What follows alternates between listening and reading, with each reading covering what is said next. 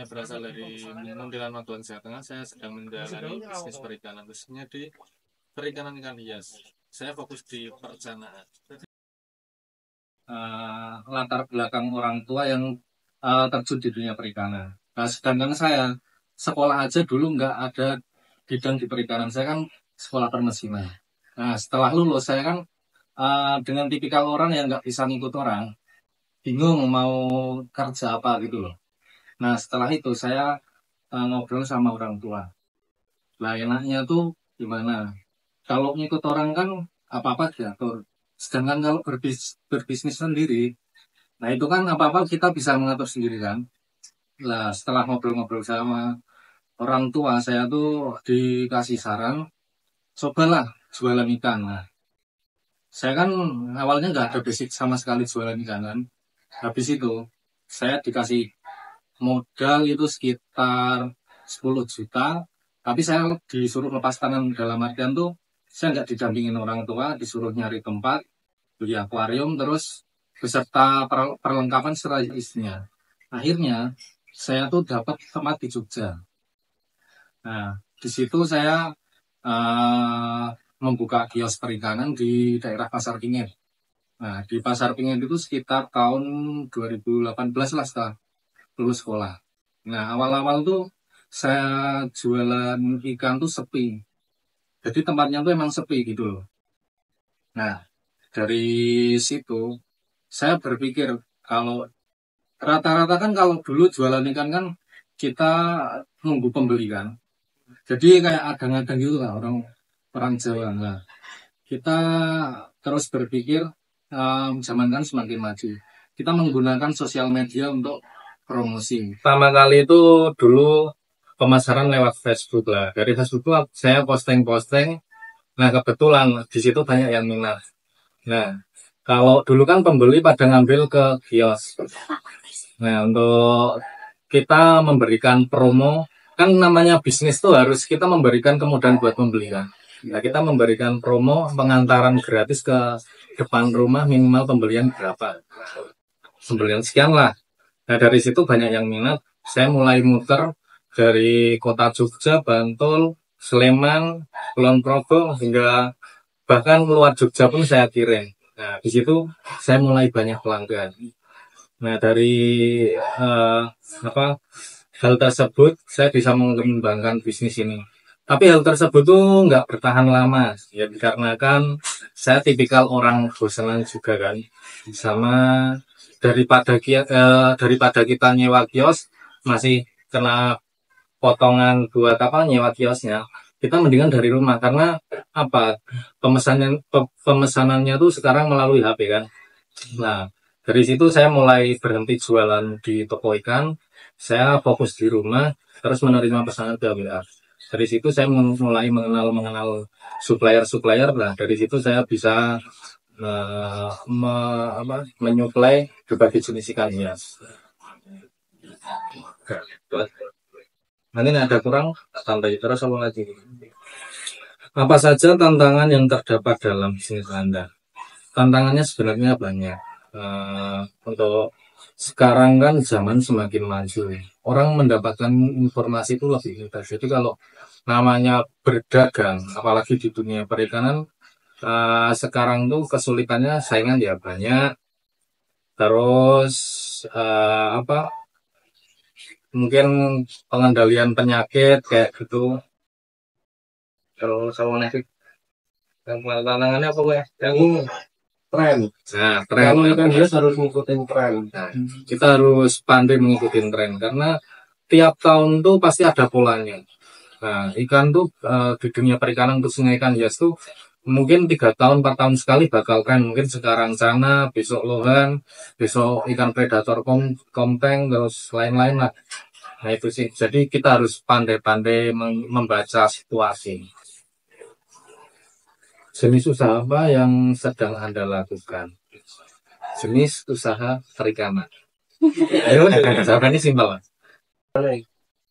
Bagaimana HPS dan saran Anda untuk mengelola bisnis ini?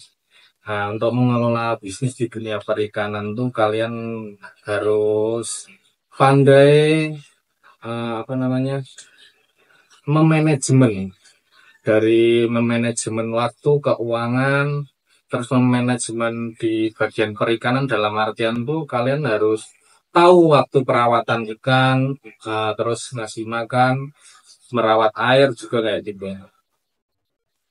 Jadi kalau manajemen udah benar, insya Allah bisnis itu bakal berjalan lancar. Bagaimana pandangan masa depan terhadap bisnis dalam itu?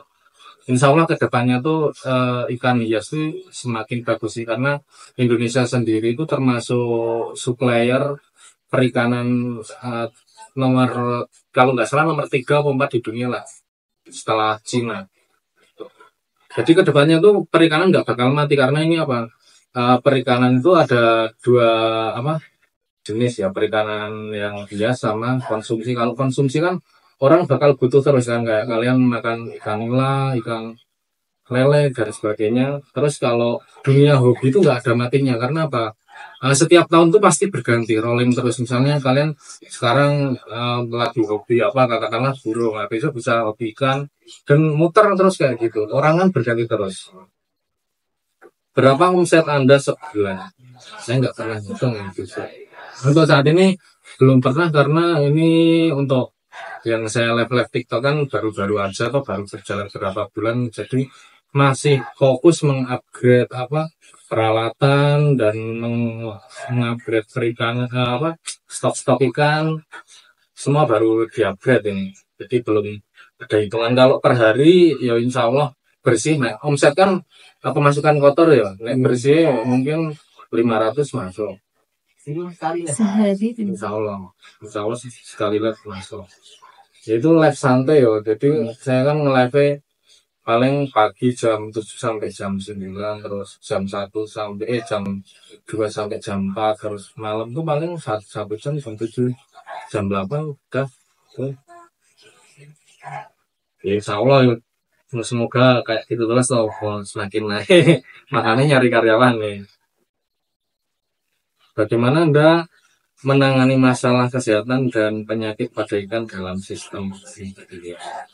Untuk menangani masalah kesehatan tuh yang pasti kalian harus pandai merawat air, karena kuncinya di situ. Kalau manusia kan mungkin virus itu bisa tersebar dari makanan, udara, yo itu terus kontak fisik. Tapi kalau perikanan kan paling cepat menyebar virusnya lewat air.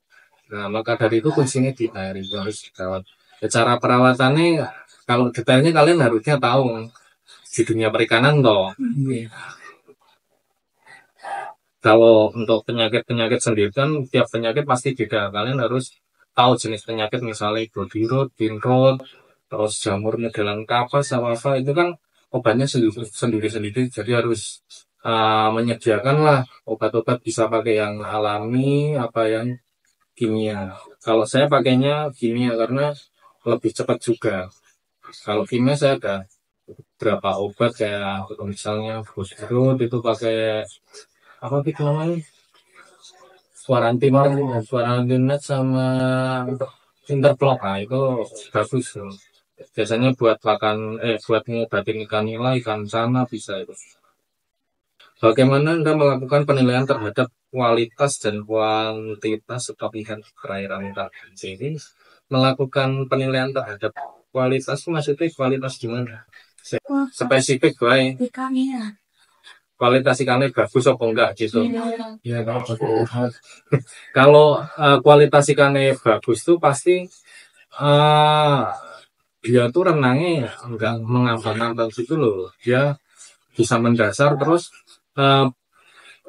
pola makan, bukan pola makan apa namanya, nafsu makannya itu tinggi, nafsu makannya tinggi. Biasanya kayak gitu sih. Kalau ikan nggak sehat tuh renangnya ngambang-ngambang, kekurangan oksigen kan mangap-mangap di atas itu kayak gitu nih sih. Apalagi ada yang kurang, nggak tanya kok. Nanti nek ada yang kurang untuk ngecek boleh. Apalagi dibeli ya. Ya kan.